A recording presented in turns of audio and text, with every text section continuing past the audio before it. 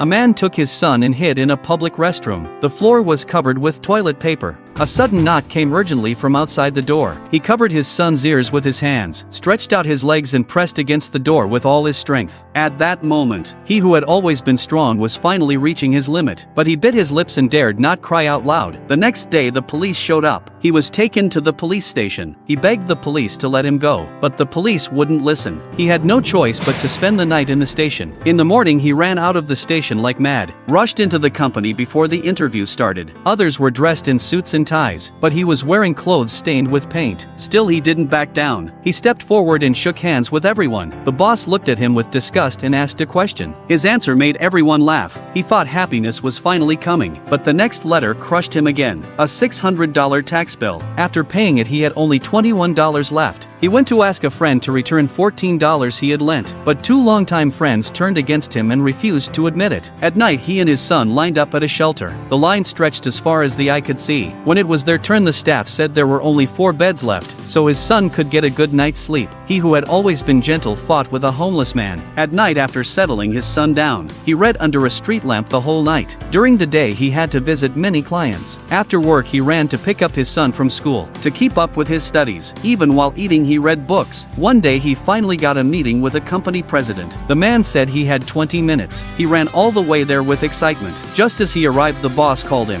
asked him to help park a car. Before he could respond the boss had already walked away. Helpless he took the keys and parked the car, then ran out the door again. But no matter how fast he ran he couldn't catch up with lost time. He missed the appointment. Finally the last day of his internship arrived. He was called to the boss's office. He hurriedly put on his suit and walked in. To his surprise the boss stood up to greet him, shook his hand. He froze, his eyes reddened. He swallowed his tears with effort. He kept nodding, kept saying thank you. When he walked out he was so excited, he almost couldn't hold the notebook in his hand. Walking out of the securities firm, he stood in the crowd with tears streaming down his face. Then he raised both hands and clapped for himself with all his strength. Do you admire this man? Please comment.